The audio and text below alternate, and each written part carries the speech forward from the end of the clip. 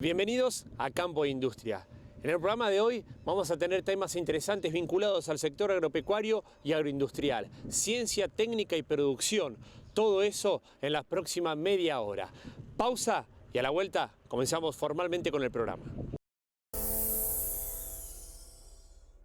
Cooperativa Guillermo Lehmann presenta su revolucionario sistema de engorde Lehmann con Afiber. Sencillo, práctico y efectivo.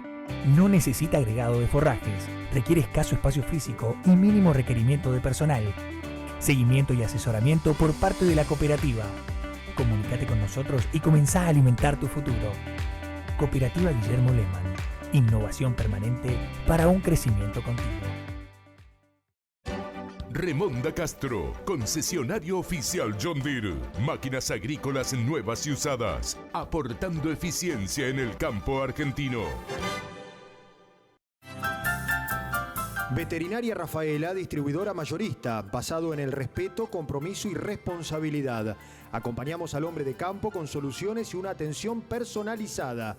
Contamos con stock permanente de los principales laboratorios. Veterinaria Rafaela, Francisco Peretti 882. Visita nuestra web www.veterinariarafaela.com.ar o buscanos en las redes sociales. Veterinaria Rafaela, 60 años junto al campo.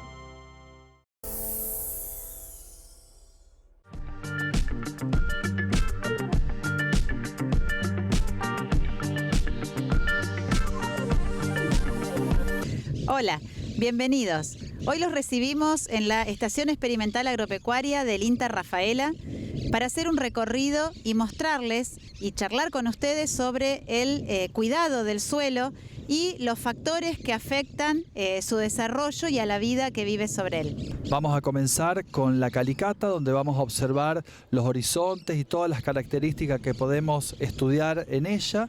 Después vamos a ir a un lote donde vamos a charlar sobre todas las formas de producir en forma sustentable y vamos a terminar en la estación agrometeorológica, donde nos vamos a detallar todas las mediciones que se hacen diariamente del clima. Bienvenidos.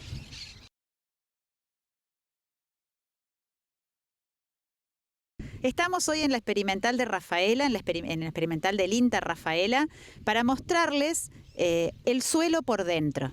En este pozo en el que yo me estoy hoy posicionando para contarles esto, se llama calicata. Las calicatas son unos pozos algo más pequeños que este que hacemos para investigar el suelo y para muestrear y llevar al laboratorio esas muestras. Ahora, ustedes se preguntarán, ¿por qué tenemos que estudiar el suelo con semejante calicata y estas cuestiones del laboratorio?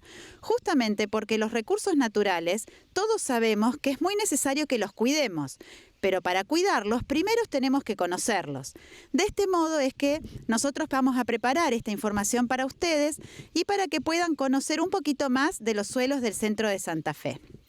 Primero les voy a contar cómo es que se formaron estos suelos, porque cada suelo tiene sus características diferentes, no solo de acuerdo al lugar en el que se encuentran, sino también al lugar, a la forma en que se formaron y al material que les dio origen. En el caso particular de los suelos del centro de la provincia de Santa Fe, estos suelos se formaron a partir de un material originario que llamamos loess. El loess es un material que fue traído por el viento a lo largo de millones y millones de años, que es un polvo que viene del desgaste de las rocas de las montañas y las sierras que se encuentran al oeste de nuestra región, hacia el lugar de Córdoba y la cordillera de los Andes. El viento, la lluvia, el clima en general fueron desgastando estas rocas durante millones de años y ese material pulverulento que fue traído durante mucho tiempo, un día se pudo quedar en esta región. Se supone que las condiciones climáticas cambiaron, se tornaron más húmedas y ese material que iba trayendo el viento fue depositado en nuestra región. Eso es lo que llamamos loess. Luego, sobre ese material, empezaron a actuar lo que llamamos los factores formadores del suelo, principalmente el clima. El clima, a partir de la temperatura y la lluvia sobre todo, fue generando condiciones para que se produzca vida sobre y dentro del suelo. esta vida conformada por plantas, animales que hacían madrigueras, bichos, insectos, arañas que vivían dentro del suelo, fueron produciendo cambios en ese material que antes era todo igual y con el tiempo se fue convirtiendo en lo que hoy conocemos como el suelo. De este modo, como les estoy diciendo, el suelo no solo es parte de ese material originario que viene de o que es producto del desgaste de las rocas y que es de origen mineral, sino también que tiene que ver la vida que estuvo dentro y sobre el suelo. Por lo tanto, el suelo también se conforma de una parte que llamamos orgánica. Vamos a hablar entonces un poquito de cada uno de estas dos componentes del suelo. La componente mineral, ya sabemos entonces que proviene de las rocas. Y esas partículas que obviamente van a ser de diferentes tamaños en el suelo se llaman arena, limo y arcilla y de acuerdo al tamaño es que las clasificamos en estos grupos. De este modo, la arena es la partícula más grande de todas, es la que podemos observar a simple vista.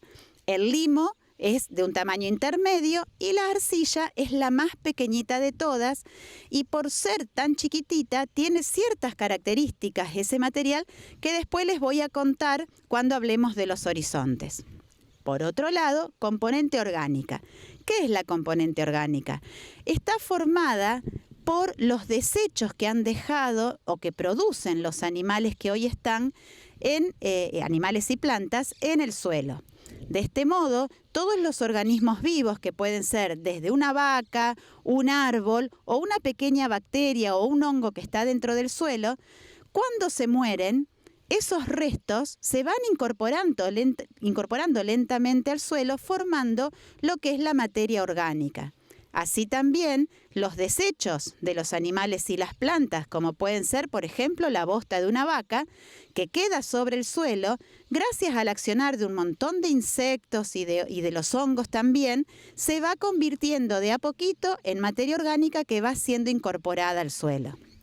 Así entonces, resumiendo, vamos a encontrar en toda la profundidad del suelo estas dos componentes, orgánica y mineral, pero se van a distribuir de diferente forma en la profundidad, en el perfil del suelo, de acuerdo a cómo se da la vida en esos horizontes. Entonces ahora voy a pasar a contarles justamente de los horizontes del suelo. Si ustedes ven, pueden ver en la pared que está conformando esta calicata, que nosotros llamamos a esa pared, la llamamos perfil del suelo, se pueden ver diferencias de color y diferencias también de textura y estructura. Entonces, de acuerdo a esas diferencias, nosotros dividimos horizontes. Los llamamos, para entendernos entre nosotros los que estudiamos el suelo y ahora con ustedes también, horizontes A, B y C. Y así entonces les voy a contar un poquito de las características de cada uno de estos horizontes. Porque les repito, los suelos son todos diferentes. Hay suelos que son más arenosos, o sea que tienen más contenido de arcilla. Hay suelos de arena. Hay suelos que son más arcillosos, o sea que tienen más contenidos de arcilla. Y por eso tenemos que estudiarlos y clasificarlos de este modo. Así entonces, no se olviden que las partículas arena, limo y arcilla se encuentran en todo el perfil, pero vamos a encontrar que en algunos horizontes se encuentran más de unas o de otras. En particular, en los suelos del centro de Santa Fe, por ese origen que les contaba al principio, vamos a encontrar que predomina ampliamente en el contenido mineral las partículas de limo. Eso que nosotros estamos llamando de cantidades de limo, de arcilla y de arena, se llama textura del suelo. Y esa cantidad importante de limo que tienen los suelos de la provincia de Santa Fe le dan unas características particulares que hacen que sean muy propensos a que si no los trabajamos de la manera correcta, tienden a compactarse o a ser erosionados por el viento. Por eso es muy importante trabajar el suelo de las maneras adecuadas. Además, estos materiales, arena, limo, arcilla, junto a la materia orgánica, hacen unas estructuras, o sea, se van pegando unos a otros y forman lo que se llama la estructura del suelo. Ustedes imagínense, como dice un amigo nuestro que es Rubén, que también trabaja con nosotros en el suelo, imagínense que estamos hablando de una casa.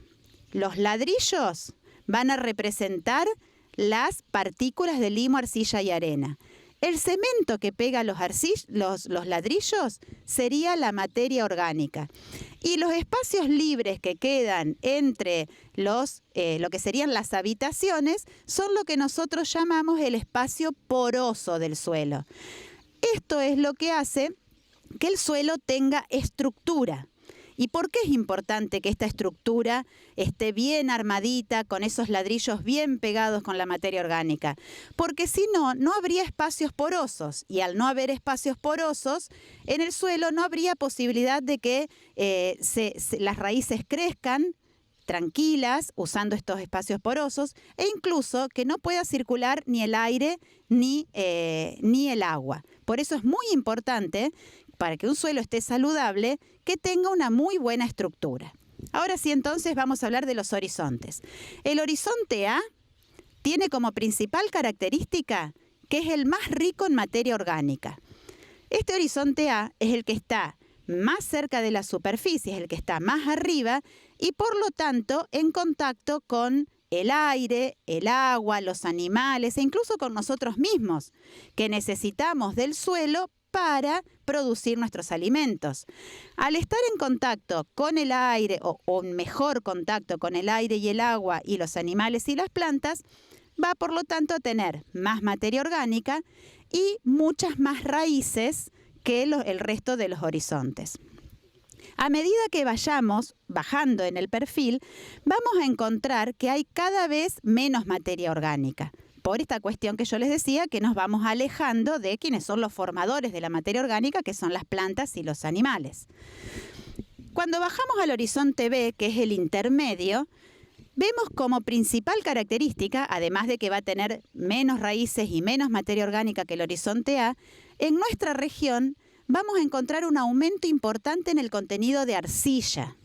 Esto que les estoy contando como una característica importante se debe a que la arcilla, como yo les decía al principio, que es muy finita, se llama coloide, hace que cuando se seca se quede muy dura, muy apretadita y cuando se humedece se hincha y cierra todos los poros y las grietas que se forman en ese horizonte.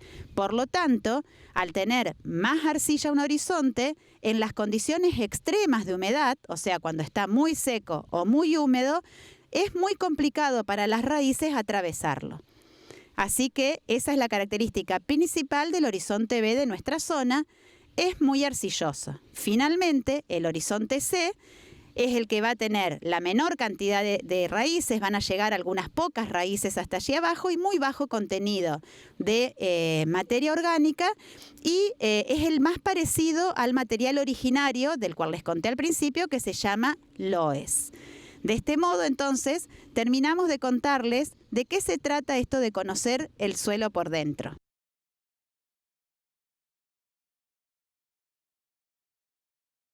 Una forma de cuidar a nuestros suelos, además de conocerlos y estudiarlos en la calicata, es todas las acciones que podemos hacer aquí, en el potrero, en el lote, en el campo.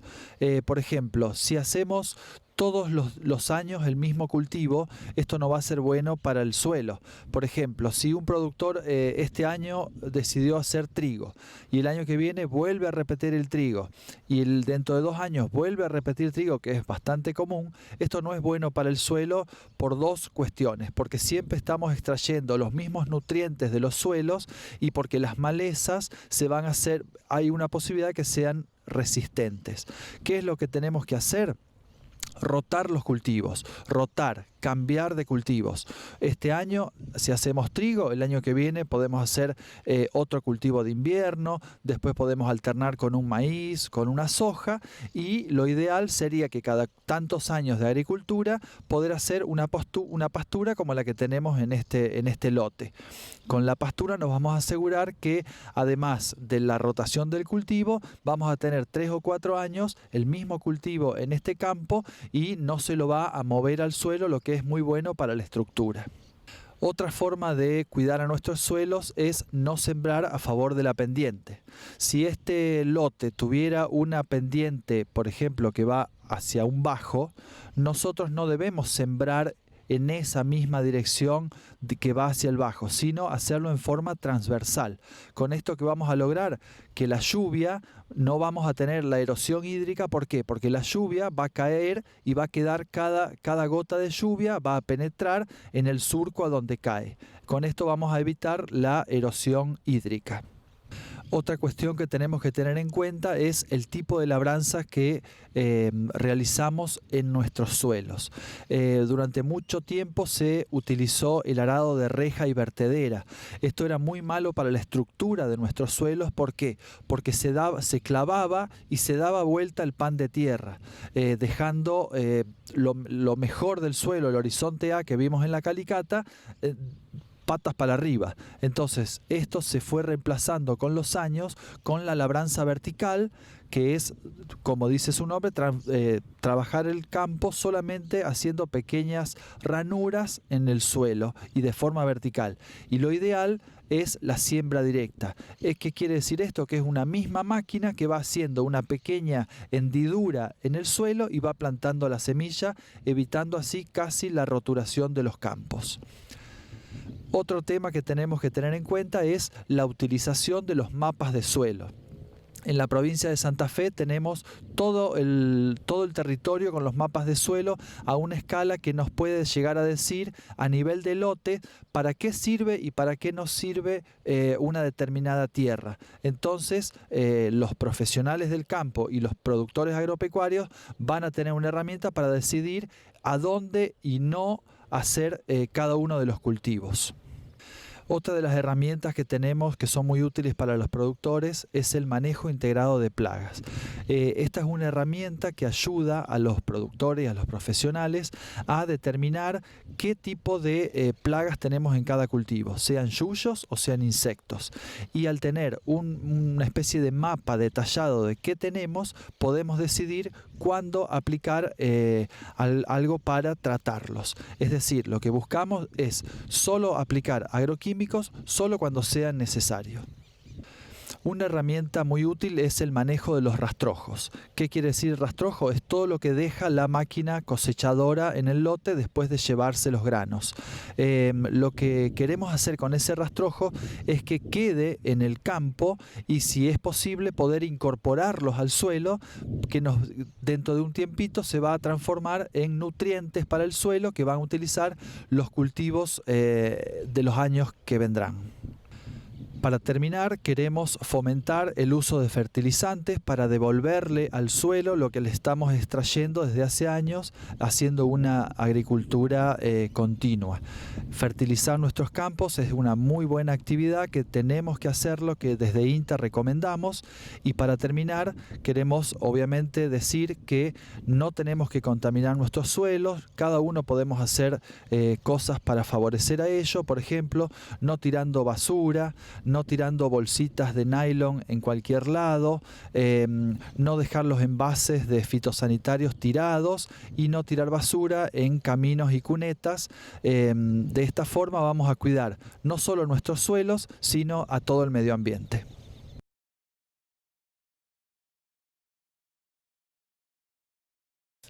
Estamos en el Observatorio Climático de la Experimental de Rafaela. Y en este lugar encontramos diferentes aparatos, equipamiento que se utilizan para medir los diferentes elementos del clima. ¿Y por qué medimos los diferentes elementos del clima? Porque el clima influye directamente sobre los factores bióticos, tanto en la distribución como en las características de cada uno. Por ejemplo, si hablamos de un clima húmedo como una selva, encontramos un tipo de bióticos, una serie de árboles y animales. En cambio, si hablamos de una zona desértica, encontramos obviamente animales que se adaptan mejor a este ambiente. Entonces, por esta razón es que la distribución y las características van a ser diferentes. Para conocer de qué manera influyen los elementos climáticos en cada área, en cada lugar, se utilizan diferentes elementos, diferentes equipamientos. Por ejemplo, nosotros le vamos a hablar de la temperatura en primer lugar, que es uno de los elementos climáticos más importantes, en los cuales nosotros medimos a través de diferentes termómetros la temperatura ambiente, termómetros en diferentes lugares, a intemperie o en abrigo, como el elemento que tenemos aquí atrás, donde se registran las temperaturas con observación directa. También otro de los elementos que se miden aquí en el observatorio son las precipitaciones a través de un aparato que se llama pluviómetro, que consta un recipiente donde el agua se deposita y a través de una probeta podemos determinar la cantidad de agua caída sobre el terreno. Otro de los elementos que nosotros medimos aquí en el observatorio es el viento, tanto la velocidad como la dirección. Para medir la velocidad utilizamos un anemómetro, que es un aparato que sirve para medir el viento. Y la influencia del viento es importante también porque influye directamente sobre la formación de los suelos. Para determinar la dirección del viento se utiliza una veleta que está a unos 10 metros de altura y la misma también cuenta de un péndulo con el que también se determina la velocidad del viento. Además, en el observatorio se miden la cantidad de horas de sol a través del heliofanógrafo, que es esta bola de vidrio que funciona como una lupa. Todas estas observaciones se realizan diariamente en 3 horarios diferentes, a las 9 de la mañana, a las 15 y a las 21. Y la información la utilizan diferentes productores del ámbito privado o público, y también podemos encontrar los datos en la página web del INTA. Muchas gracias por su atención. Estamos aquí en la estación experimental. En nuestra página web van a encontrar muchos de los contenidos de los que hoy estuvimos hablando, y si no, en la misma van a encontrar los teléfonos donde nos pueden encontrar y estamos a su disposición. Muchas gracias. Gracias a la responsabilidad y la conducta de todos los rafaelinos, estamos transitando la etapa de distanciamiento social. ¿Qué tenemos que hacer para seguir cuidándonos? Mantener el distanciamiento físico recomendado de 2 metros. Lavarnos las manos frecuentemente con agua y jabón o alcohol en gel. No llevarnos las manos a la cara. Usar tapaboca correctamente colocado. Y cumplir en todas las actividades con los protocolos y recomendaciones establecidos. Para seguir avanzando, tenemos que asumir el compromiso individual de cuidarnos. Seamos solidarios. Si te cuidás vos, cuidás al otro.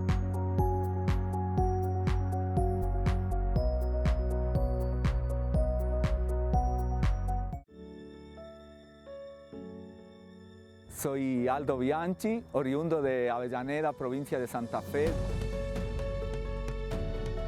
Para mí el campo significa todo, porque de ahí sale el sustento de mi familia. Que haya más New Holland en el campo significa que tienen la tecnología que nos brinda todo lo que nosotros necesitamos. Siento un vínculo con la marca como que me acompaña, va a la par mío. Para mí, más New Holland es estar un escalón más arriba.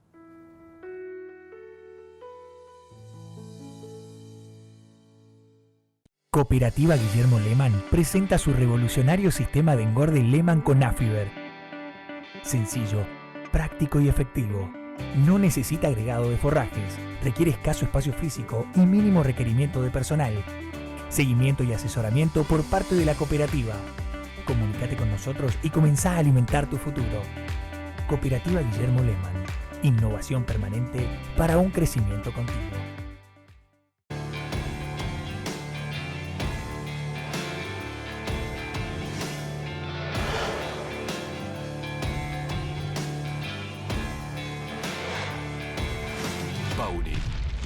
fuerza de la mayoría.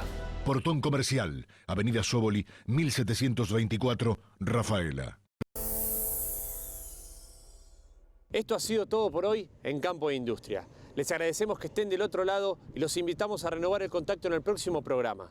Antes de despedirnos, el agradecimiento de siempre a las repetidoras que hacen posible nuestra llegada a la región.